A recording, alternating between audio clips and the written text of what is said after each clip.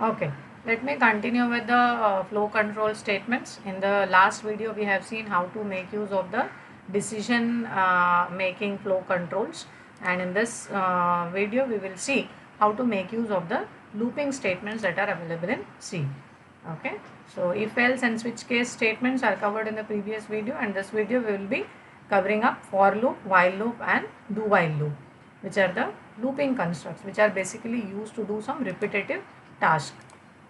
So we'll start with the while loop. The while loop executes a statement or a block of statements as long as the expression is true. This is the general syntax of the while loop. While is a keyword followed by the expression. Now until this expression is going to be evaluated, and until this expression is true, the set of statements that are written within these flower braces are going to be executed. So this is a simple example, a snapshot of the online GDP which I have put up here. This is going to print the numbers from 1 to 5. So let's say I want to print the numbers from 1 to 5. So I start with a variable I with the initial value of 1. Okay, and the condition I give here, the expression which I write here in the while loop is I less than equal to 5. So I want to basically print the numbers from 1 up till 5.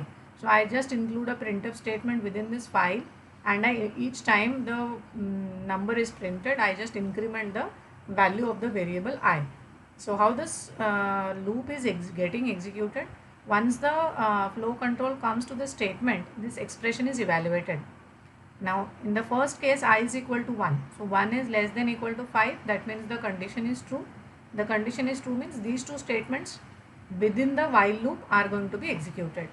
Now after the execution, again it will go back and check the value of I. That is, it is going to evaluate this expression again. So once this evaluates the expression, now the value of I is 2.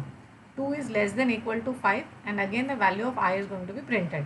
So this is how the numbers 1 to 5 will be printed using this while loop in this program snippet. Okay. So next is for loop. For loop is typically used as a counting loop. Okay. So this has basically three parts. One is the initialization expression, then the text expression, and the iteration expression. So once we start with the execution of the for loop, the variable is initiated with the evaluation of the initial expression. Then the test condition is going to be checked. If the test condition is true, then the statements are going to be executed. After the statements are executed, the iteration expression is going to be evaluated. And each time the expression is true, the set of statements are going to be executed. So this is how the for loop is going to be used. Let's say this is an example here which is trying to print which is going to perform something. Okay, and from for 10 iterations. Okay, so initial value of I is 0. So this is the initialization expression which is going to be evaluated first, and then the test expression. If it is true, then the statements are going to be executed. If it is false, we simply exit from the for loop. Okay, and each time the statements are printed, the value of I is going to be incremented by 1. So this is the iteration expression here. So for loop typically has three parts. This is the initialization part. The second one, that is I less than 10, is the test expression, and the third part is the iteration expression. Now there are various variants in which the for loop can be used. Okay, so we can just skip these initialization and test expressions and explicitly add the test expression as part of the for loop. Okay, so these are called as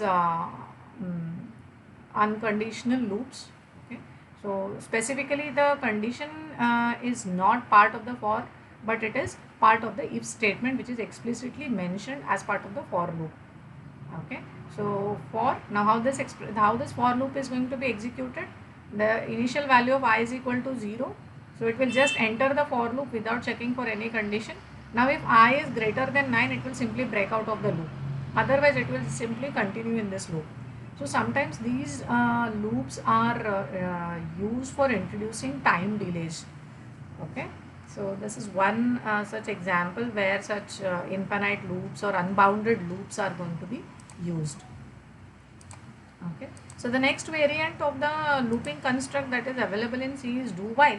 Okay, so the loop test expression is not evaluated until the end of the loop statement block. Now how is this different from the while? Okay, so this is the general syntax of the do while. Do, the set of statements within the loop are going to be executed at least once, even if the expression evaluates to be false. That's the major difference between while and do while. In while, if the expression is false in the first attempt, then the loop statements will not be executed at all. Whereas in do while, if the expression is false, even then once the statements are going to be executed, because the expression is going to be evaluated after the execution of the statements. Okay, the statements of the body of the do while will always be executed at least once in case of do while, whereas this is not the case in case of while loop. That's the major difference between while and do while. Okay, so that's all in this video. Coming up next with advanced concepts of C, wherein we'll try to understand what are arrays, functions and pointers.